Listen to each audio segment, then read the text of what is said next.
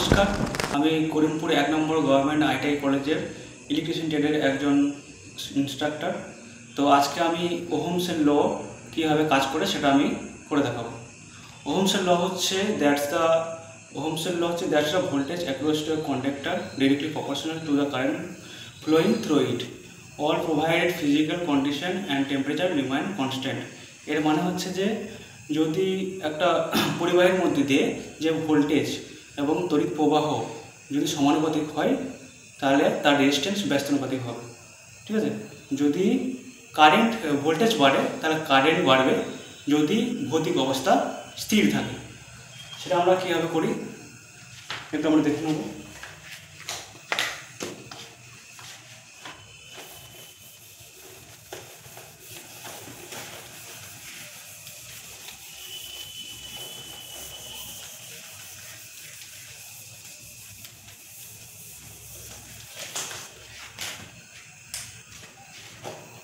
ধরে নিন আমাদের একটা সেল আছে, মানে ব্যাটারি আছে।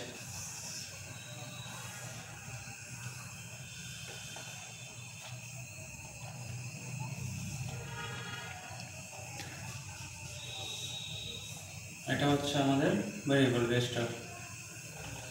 এর সমানুপাতিকে আমরা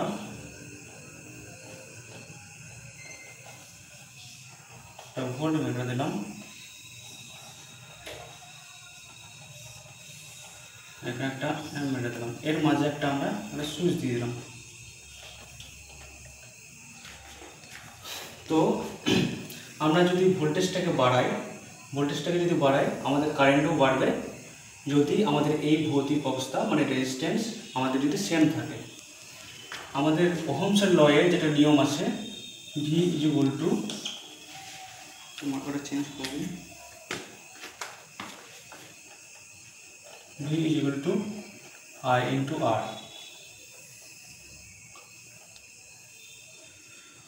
অর্থাৎ ভোল্টেজ সমান কারেন্ট ধরে নিন আমাদের 2 অ্যাম্পিয়ার যদি হয়, ভোল্টেজ যদি আমাদের 12 ভোল্টের হয়, তো আমাদের 2 ইন্টু আমাদের 12 ভোল্টেজ, এটা আমাদের রেজিস্টার যদি আমাদের 12 ওহম হয় তাহলে আমাদের ভোল্ট বেরোবে 24 ভোল্ট। এই ওহমসের ল আমাদের 1827 দশকে মানে জর্জ সাইমন ওহম এর নাম থেকে আসে। এটা উনি তার একটা লেখা বইয়ে হচ্ছে die গ্যালভেনিক্স Kate mathematics BRB TET, এই বইতে তিনি লিখেছিলেন। তারপর থেকে বিভিন্ন বৈজ্ঞানিক এবং প্রকৌশলীরা তার সূত্রকে অ্যাপ্লাই করে এই ওহমসের ল মানে আমাদের আবিষ্কার হয়। এটা 19 দশকের শেষের দিকে আমাদের এটা পড়ানো হয়।